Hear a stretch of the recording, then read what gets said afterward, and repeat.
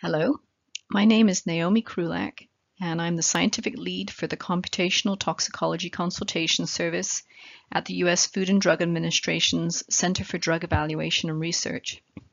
I'm going to be presenting to you today the results of a study that we recently conducted on assessing the impact of expert knowledge on ICH M7 QSAR predictions for drug impurities.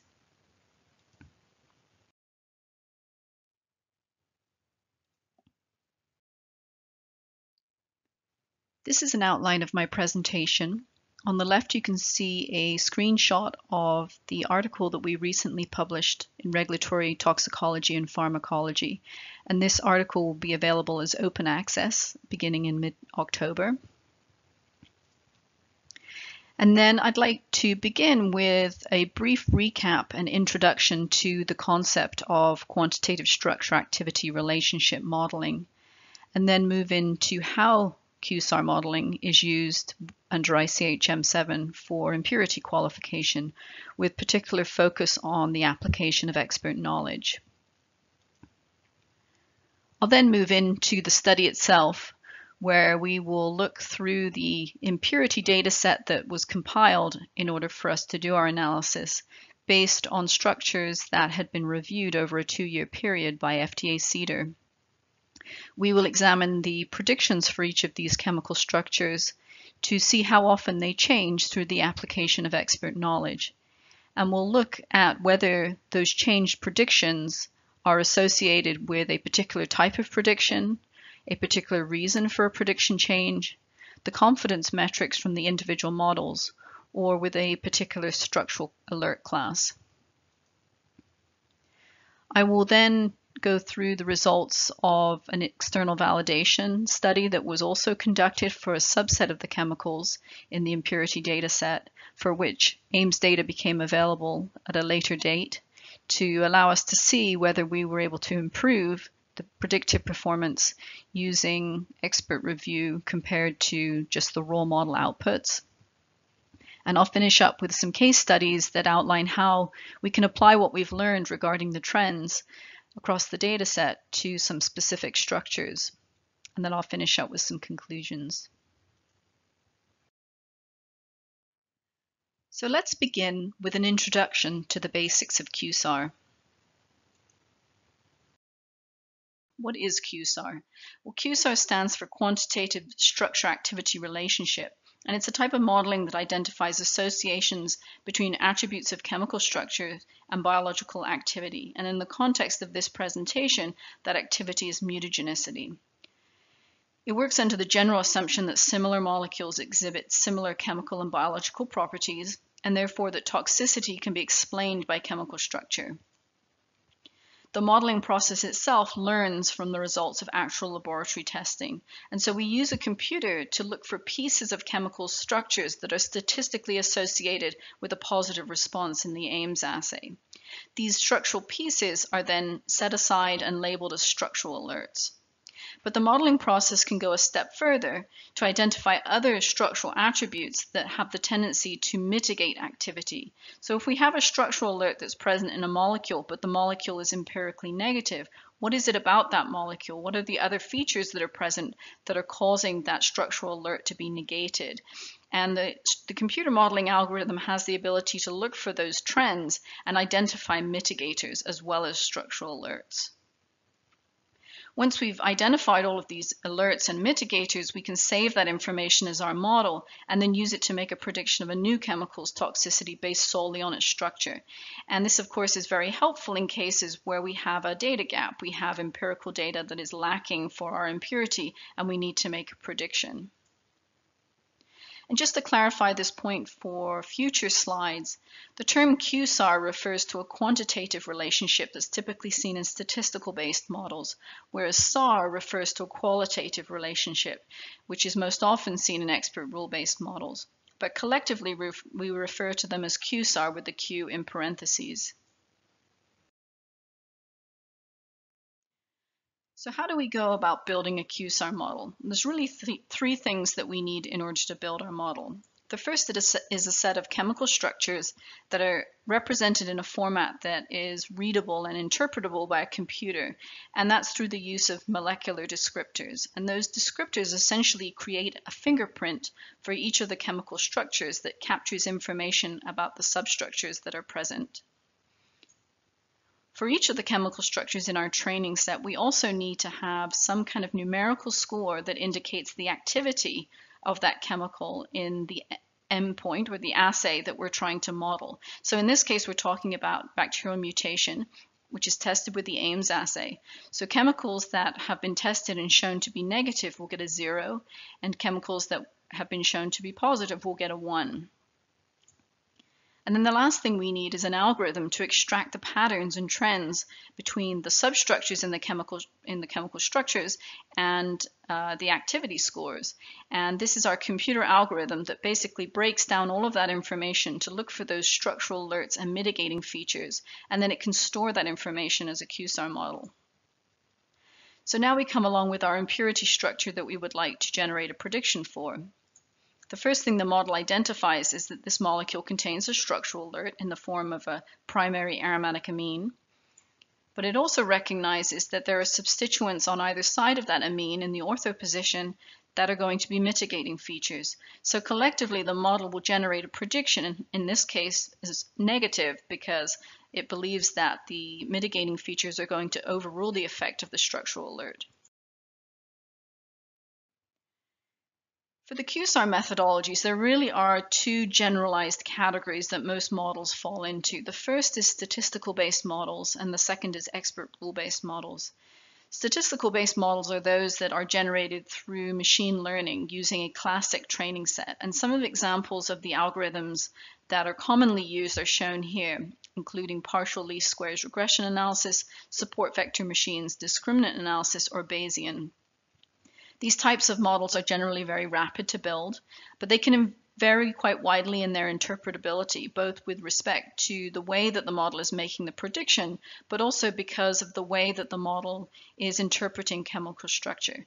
And so that's an important consideration when one is looking for the type of model that is most suited to an impurity assessment under ICH M7, where we really want to be able to understand the underlying reason for a prediction, not just get a yes-no answer. In contrast, expert rule-based models are very interpretable. They are intended to capture human expert-derived correlations, and they're often supported by very rich mechanistic information and citations. When we get a prediction from an expert rule-based model, we understand what the alerting moiety is, but we can also be given by the model itself information on the reactivity of that moiety, how it would actually react with DNA to cause a mutation, and then supporting citations as well as structural analogs for that prediction. Expert rule-based models have the benefit that they can also anonymously capture knowledge from proprietary data without those proprietary data needing to be included in the model itself. And so that brings to the user a lot more information in a usable fashion. The downside to expert rule-based models, however, is that they're very time-consuming to build, and some of the best examples that are available have taken many, many years to reach a point where they are adequately predictive and comprehensive.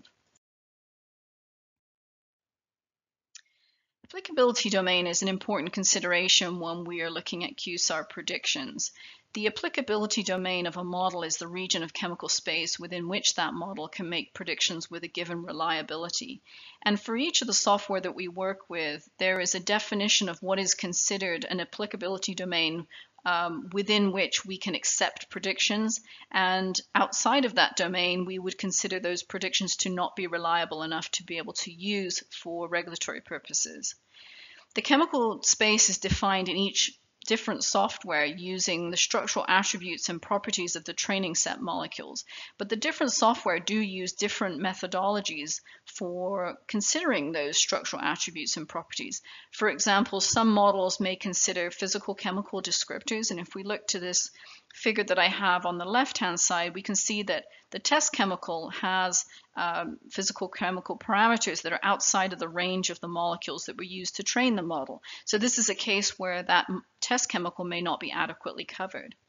Other methods use molecular fragments, So in this case, the model will check all of the fragments that are present in the impurity and make sure they're actually present in some of the molecules that the model was constructed from.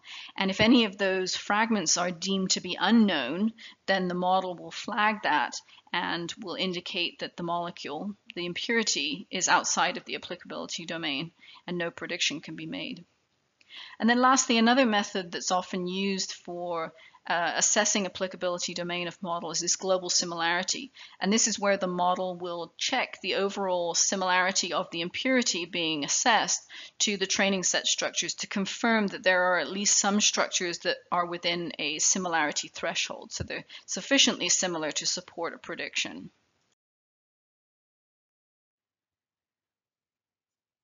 So different models have different ways of interpreting coverage. And in fact, even models that use the same general method, for example, fragment-based statistical models, can differ quite widely in their coverage.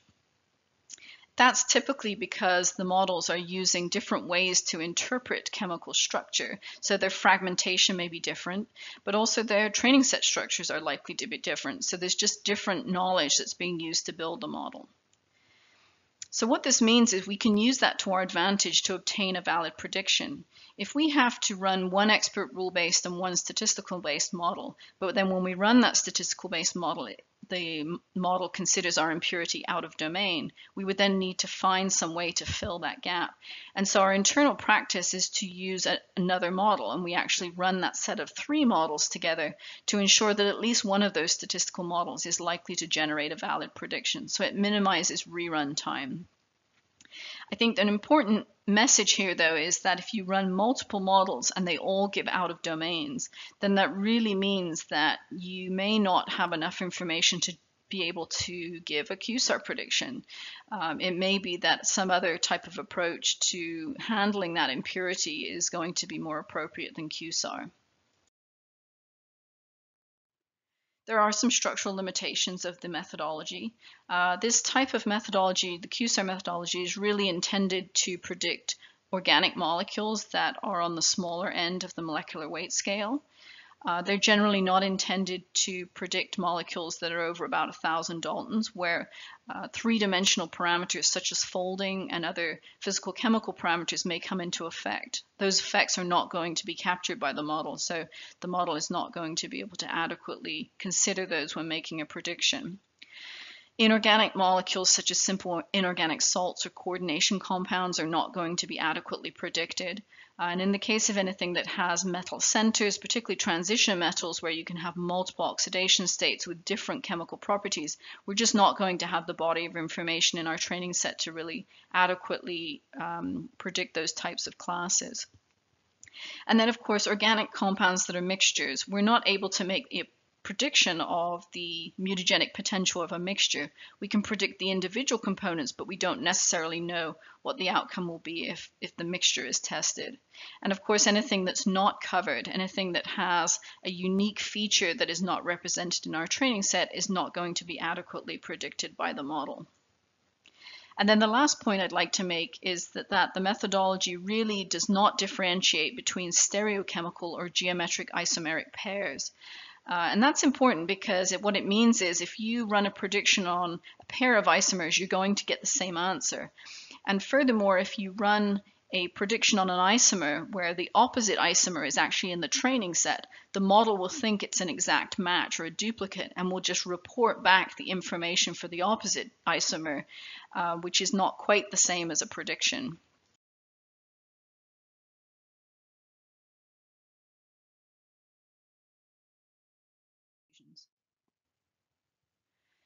So the ICH M7 Pharmaceutical Regulatory Guideline was published in June of 2014 and later revised in March of 2017, and it's actually under another revision now.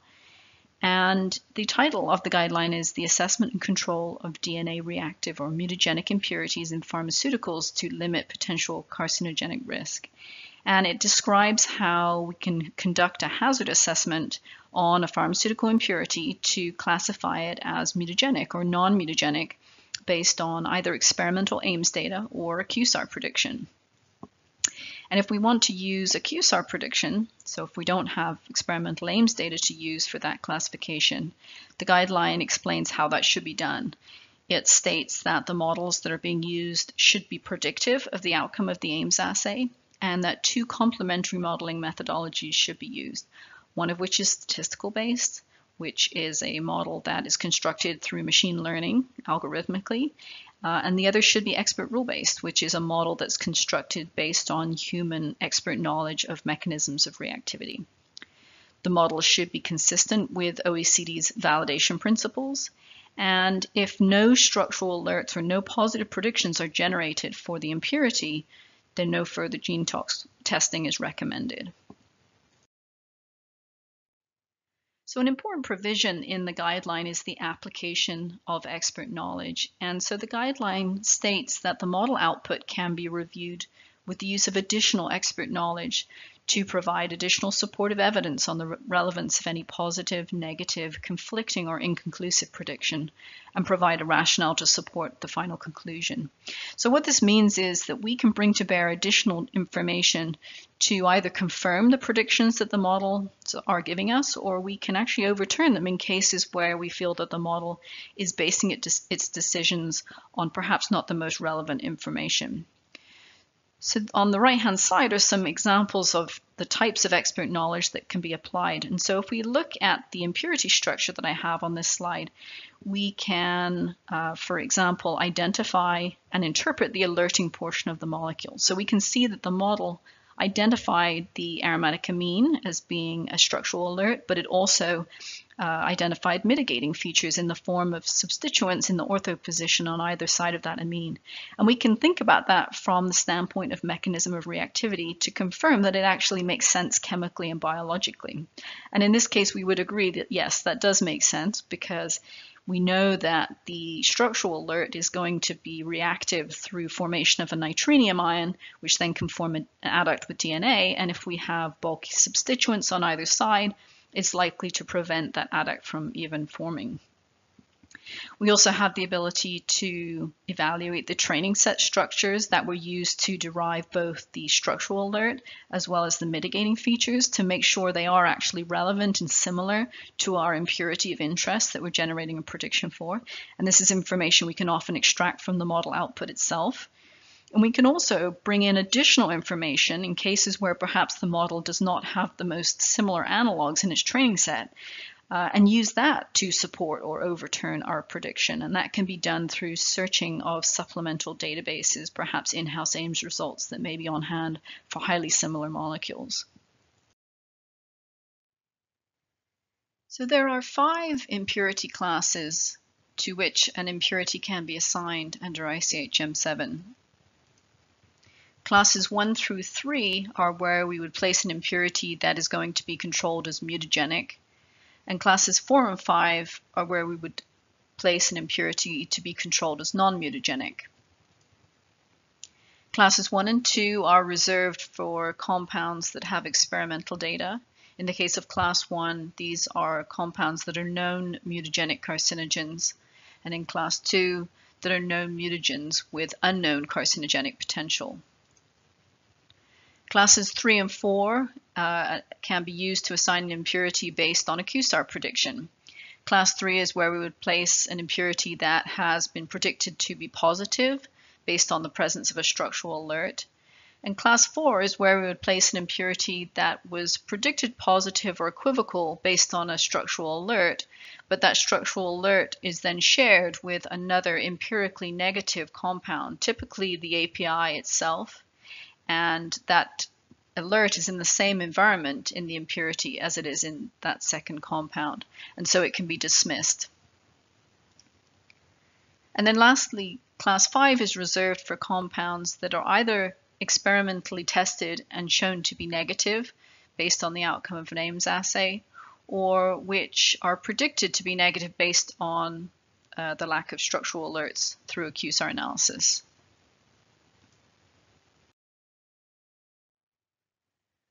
There are some important considerations for out-of-domain results, and this is a situation where the impurity is outside of the applicability domain of the model. It's important to remember that an out-of-domain result is not a prediction, and it does not contribute to a negative or class 5 classification. So practically what this means is, when you're running the two models, your expert rule-based model and your statistical-based model, if the expert rule-based model gives you a negative prediction, but the statistical-based model gives you an out-of-domain result, you can't use that information to say there's a lack of structural alerts and therefore the impurity should be assigned to class 5. What that means is you actually have a data gap from the statistical-based model. So that would be a situation where expert knowledge could be applied to fill that gap. Another approach that could be used is to run another model, and this is routinely done at FDA CDER, and it's why our standard battery is one expert rule-based model and two statistical-based models, because in most cases that second model is actually able to fill that gap. It looks at the structure from a different perspective, and it's oftentimes considered it to be within the applicability domain when the first model considered it to be outside. It's also important to remember that it can be difficult to define an applicability domain for some expert rule-based models because they lack a clearly defined training set. They're not based on a classical training set and the patterns are extracted algorithmically, but rather those expert rule-based models are based on mechanistic information and other biological information to create the chemical space that you can make a prediction within. So in those cases, you may find that your expert rule-based model will never give you an out-of-domain result, but some model platforms do have a way of flagging features or substructures that are considered to be unique or unknown. And an example of that would be with the Derek Nexus system, which will raise a flag for an unclassified feature, which is a feature that's not present within the model's reference set. And that's a set of chemical structures that's been created to represent known chemical space. So let's now take a look at our study to assess the impact of expert review on impurity QSAR predictions. The question that we were interested in answering was, is expert review still needed? Expert review has historically been a part of CDER's QSAR prediction process, but it's recognized that it's a labor-intensive step. So are the ICH M7 models in use now so good that expert review is no longer needed? And perhaps if the answer to that first question is no, then are there specific classes or prediction scenarios where we could actually reduce the amount of expert review that's applied and still have confidence in our final conclusions? So in order to address these questions, we compiled a data set from internal QSAR assessments that were conducted over a 2-year period at FDA CDER. This gave us a set of just over 1,000 unique chemical structures, about 75% of which came from generic drug applications. Each of these chemical structures was assessed using our standard battery of 3 QSAR models that were made available to us under research collaboration agreements with the vendors. We used Derek Nexus as our expert rule-based system. We used LeadScope Model Applier as our first statistical-based system, and Case Ultra as the second statistical-based system.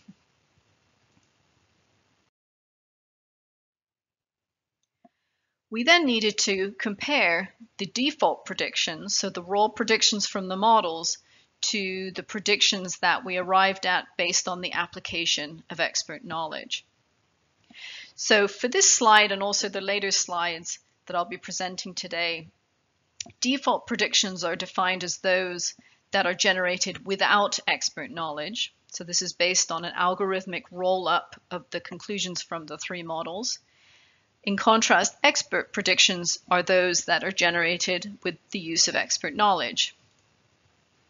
This is a flowchart of how we generated the default predictions using the outcomes from the individual models. And for each model, there were 4 possible outcomes: a positive, a negative, equivocal, or an out of domain, which has been shortened to no call. Consistent with ICH M7, any positive prediction from any one of the models would give an overall positive default prediction. Similarly, if there's no positive prediction, but there's an equivocal prediction from any one of the models, that would get an equivocal default prediction. So that's where we would have a structural alert present. In order to get a negative prediction, we would have to have at least an expert rule-based and a statistical-based negative prediction to justify that class 5 assignment. So if there were 2 no calls, then that would automatically result in a default no call.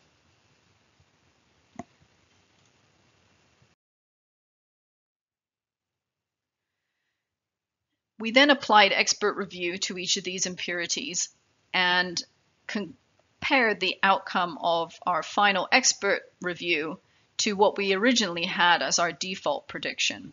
So our expert conclusions mirrored those of the default in the sense that we used one of 4 possible outcomes, either a positive, equivocal, a negative, or a no call.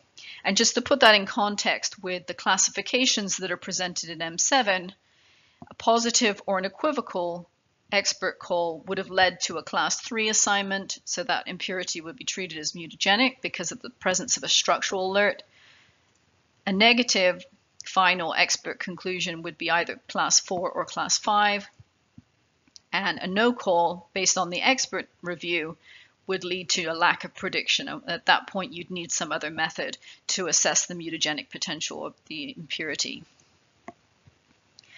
What we found is that a significant number of the predictions were overturned through the application of expert knowledge, and I'll be covering those in much more detail in my later slides. But to give you a general snapshot of the net change between the default predictions and the expert predictions, you can see on the 2 columns below that the number of positives has decreased through the application of expert knowledge.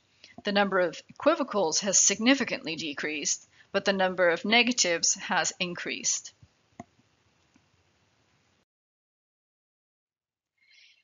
To show that in the context of an actual impurity, this is how the information would be rolled up.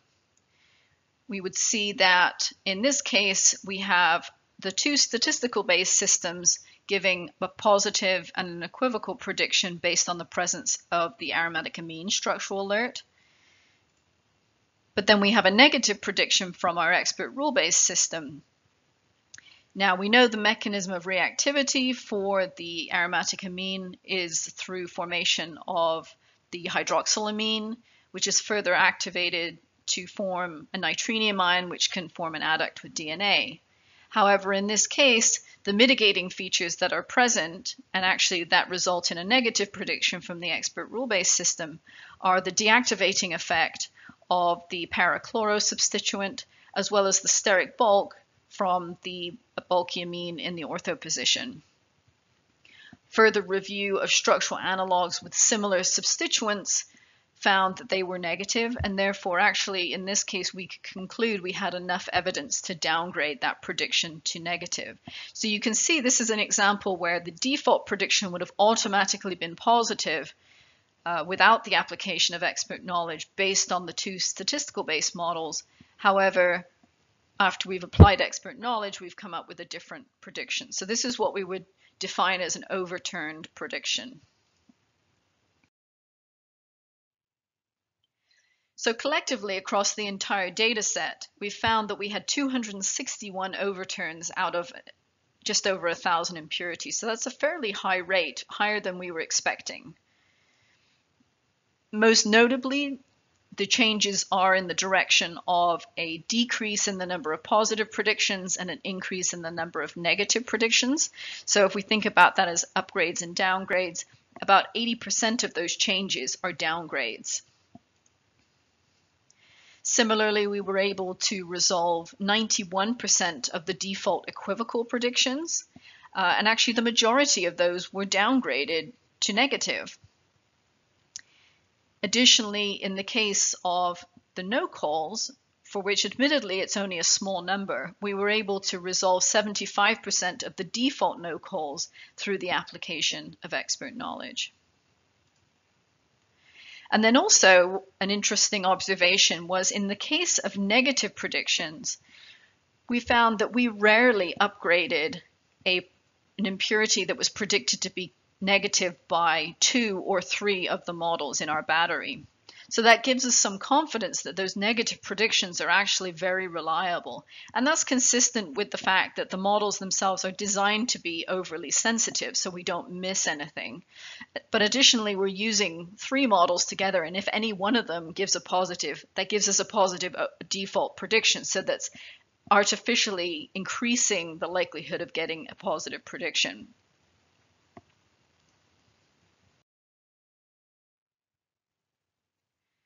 So next we looked at the predictions from the perspective of the actual probabilities that each model gave us to support their prediction.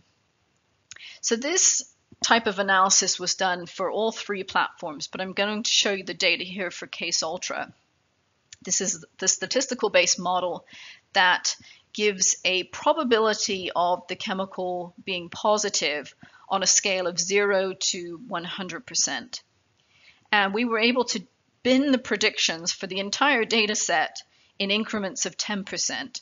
So compounds that are in the very low region would be negative predictions up until we reach the 40% mark, and then compounds that were predicted to be between 40 and 60% likelihood of being positive would be classified as equivocal, and then those above would be a positive prediction. And what you can see is we've overlaid on these bins the final expert conclusion. So the green bars or the green counts represent a negative expert conclusion, whereas the red bars represent a positive expert conclusion. And what we can see is that consistently the low probability, so high probability of being negative predictions are indeed still negative after expert review. And the same is true on the opposite end of the scale, where we have these bins that have a high confidence metric for being positive. We would agree with that after expert review. So that's actually very reassuring to see. It's intuitive, but it's good to actually be able to test that with real data.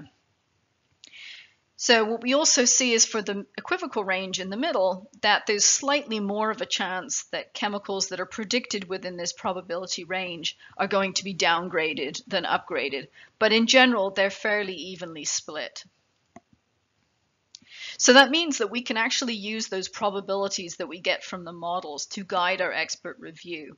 If we have a prediction that has a 90% confidence level of being positive, then there's a very good chance that that positive prediction is going to remain after the application of expert knowledge, that we're going to agree with that. So that helps us determine how deeply perhaps we need to dig into the predictions before we arrive at our final conclusion.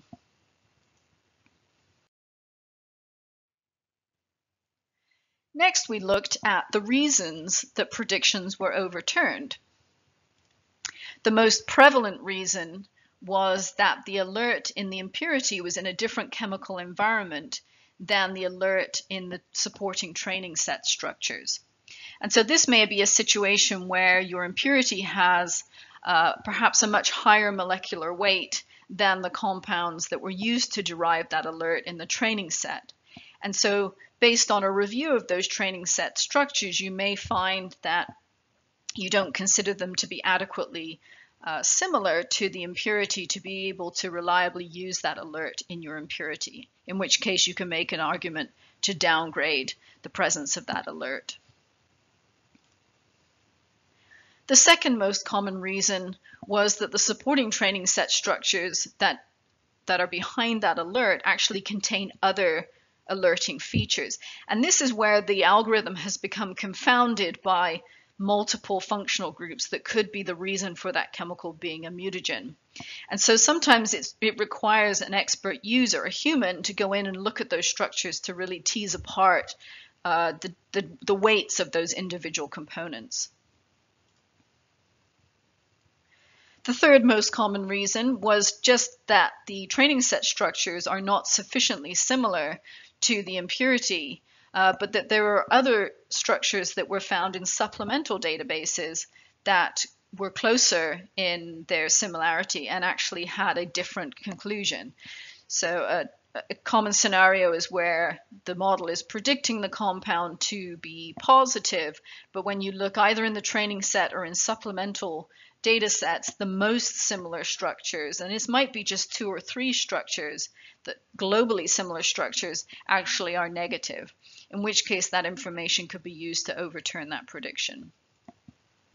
And then the last situation is where the alert is shared with an empirically negative substance, and that typically is the API. So this is the class 4 argument that we see sometimes to downgrade the presence of alert based on a single compound that's very robustly tested and shown to be negative. We also looked at the data set from the perspective of the structural classes that were represented.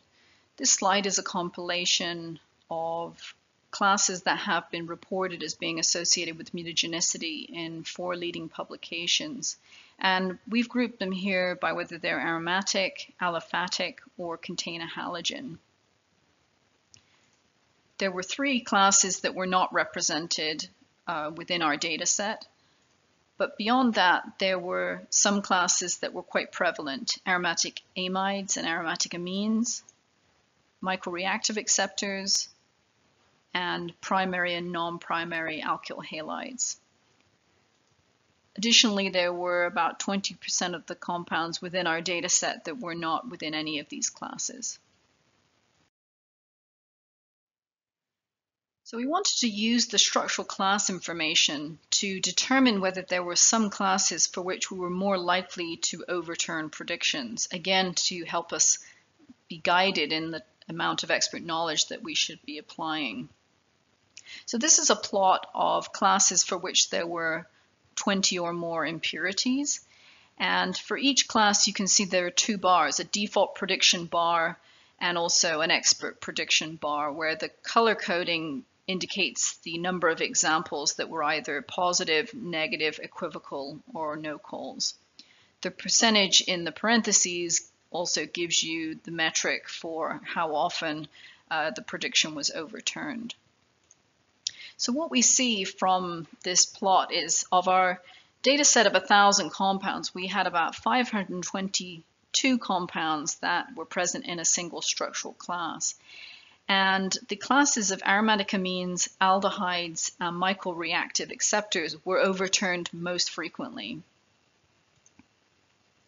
We also see that aromatic nitros, epoxides, and primary alkyl halides tend to stay positive after expert review, and furthermore, they are overturned less frequently. And then lastly, we can see that aldehydes, aromatic amides, and carbamates and also microreactive acceptors tend to be negative after expert review, although they have different rates of overturn. So in the case of the aldehydes, although they tend to be negative, they have a fairly high overturn rate. So let's take this a step further and look at our ability to predict mutagenicity from published alerts. If we look at the compounds that had no class assignment, so they didn't fall into any of those class categories that were shown on a previous slide, the default predictions for that set of 232 compounds were already negative for 82% of the compounds. But after expert review, they were found to be 96% negative. So what that means is we could potentially use a published alert or a set of published alerts as a way to screen for potential mutagenicity. It's highly associated with a negative expert prediction. So then that leads to the question, why even use a QSAR model? Why not use these published alerts? They were used in the past, so why not continue to use them? Well, the answer to that is we need to look at those same predictions from the perspective of structures that do fall into one of those classes, and that would be 770 compounds, and to see how often they actually turn out to be negative and positive. And what we now see is that of the 770, 32% of them are predicted to be negative by QSAR, and furthermore, if we apply expert review, more than 50% of them are now predicted to be negative by expert review. So what this collectively shows us is that the published alerts will give a very sensitive screen. You're very unlikely to miss any structural alerts, any concerning mutagenic substructures. However, you're going to end up with a lot of false positives. That approach is not very specific at all. So that leads to the conclusion that QSAR is really a better approach for reducing false positives, which ultimately reduces unnecessary manufacturing controls for compounds that are ultimately of lower risk. Additionally, from a practical standpoint, QSAR is very efficient. It allows you to generate predictions for hundreds of structures in minutes. The expert review, I'll acknowledge, takes a bit longer, but still that initial screen can be done very efficiently using a model. And furthermore, it's reproducible. If you have different individuals doing a visual screen for published alerts, they're likely to end up with different conclusions regarding the mutagenic potential of a molecule. Whereas if you use a model, it doesn't matter how many times you run a prediction, you're going to get the same answer. So overall, QSAR automatically considers the effect of mitigating features and other molecular properties, and it underscores the value of QSAR as a high-throughput, state-of-the-art method for predicting mutagenicity based on all aspects of chemical structure.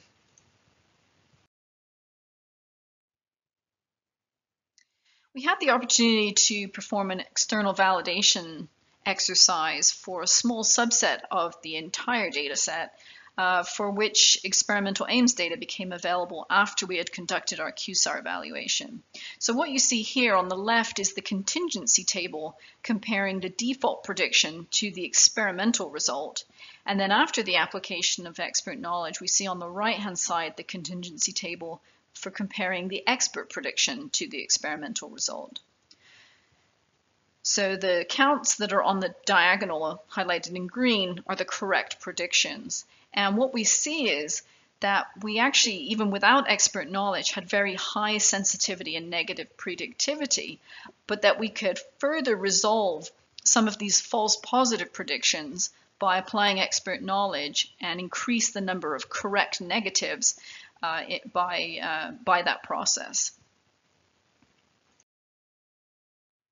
So I'd like to finish up my presentation by going through 4 case studies on how to apply what we've learned about the application of expert knowledge to real impurity predictions.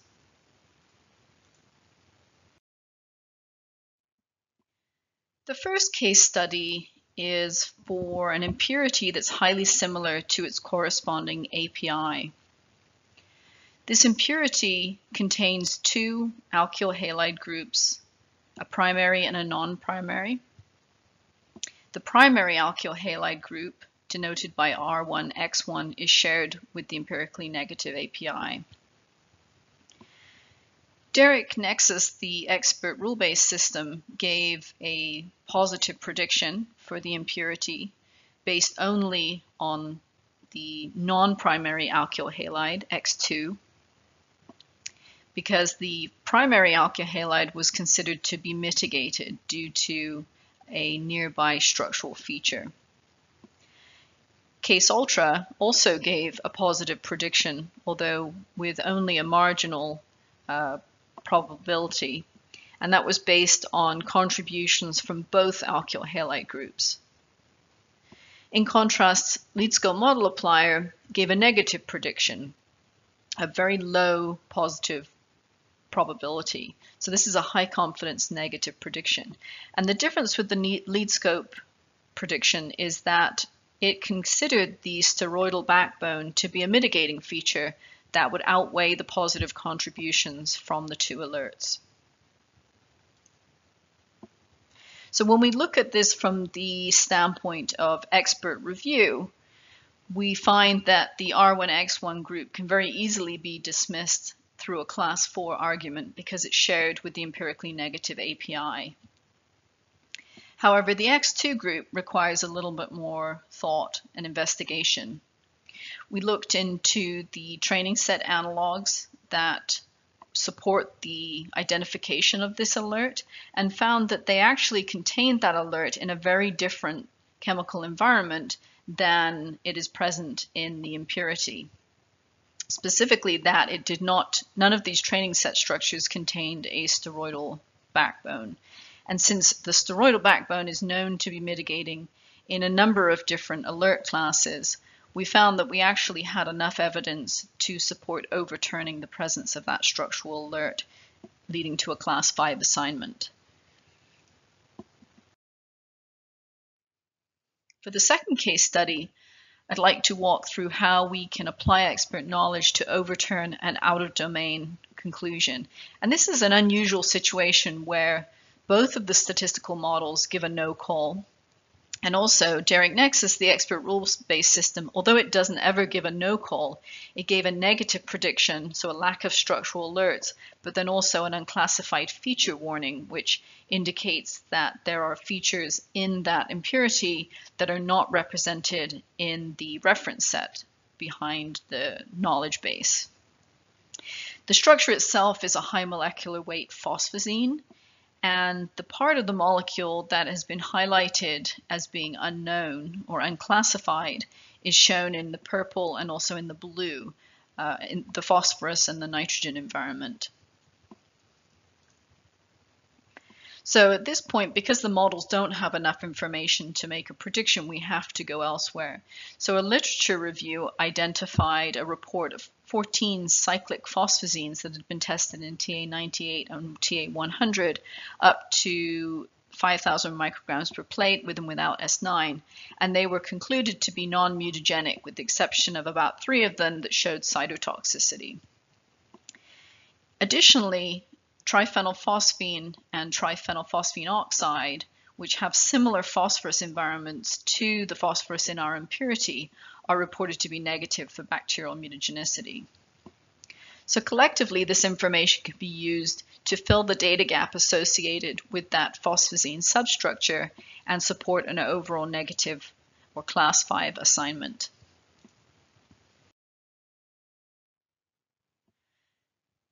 The next case study is based on mechanistic considerations.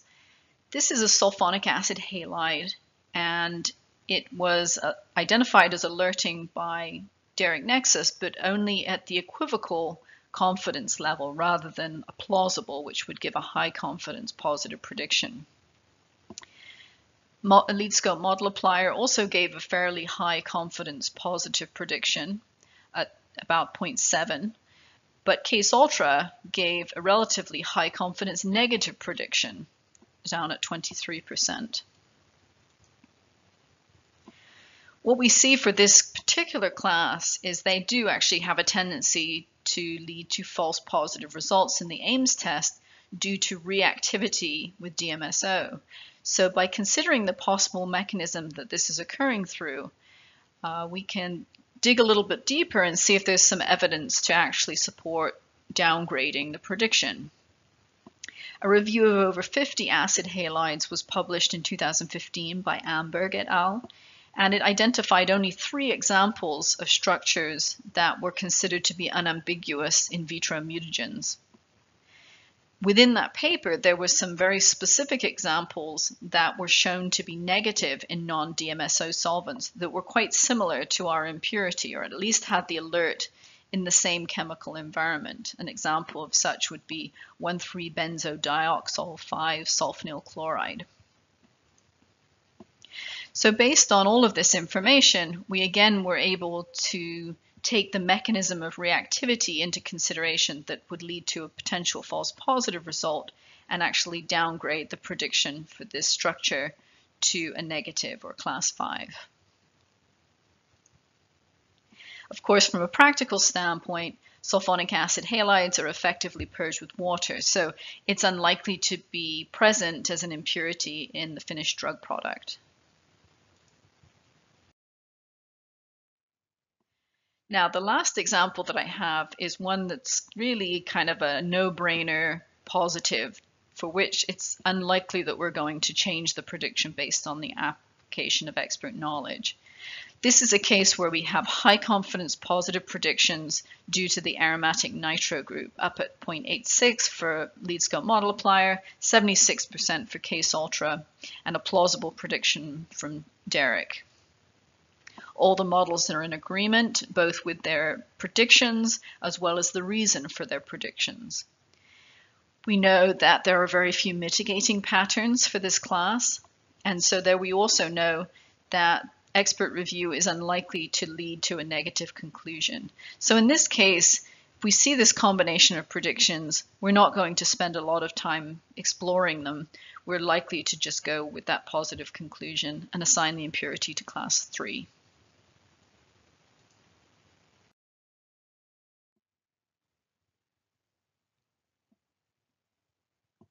So in conclusion, I hope I've been able to show that QSAR models provide a state-of-the-art approach to assessing mutagenicity. They generate a prediction based solely on chemical structure, and they replace visual inspection to identify literature-based structural alerts. It's been demonstrated to have adequate sensitivity and negative predictivity to protect patient safety, and QSAR is shown to be fit for purpose for drug impurities under ICH M7.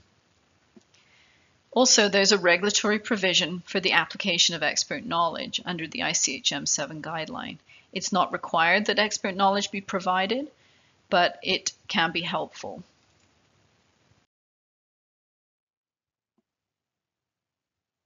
With respect to our expert review study, we found that expert review plays a valuable role in an ICH M7 QSAR prediction workflow.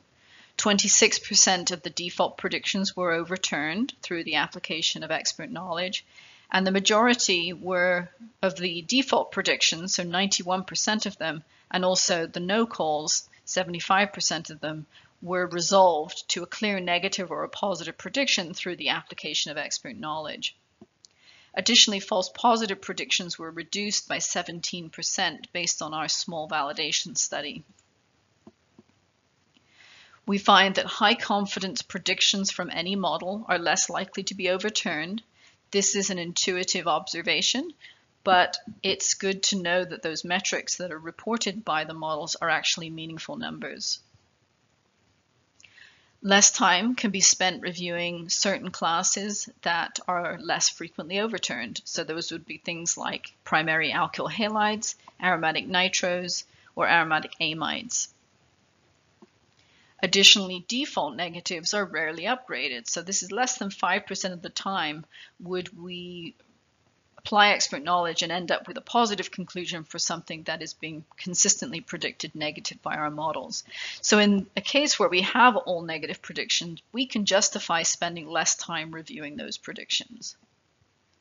In contrast, more review time is justified for classes that are overturned more frequently. So those would be things like aromatic amines, aldehydes, and mycoreactive acceptors.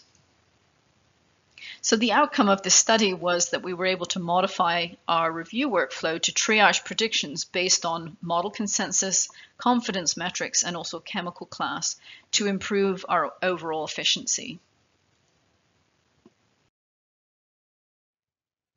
I'd like to finish up by acknowledging the individuals that I worked with on this analysis and publication. They're shown here on the left-hand side.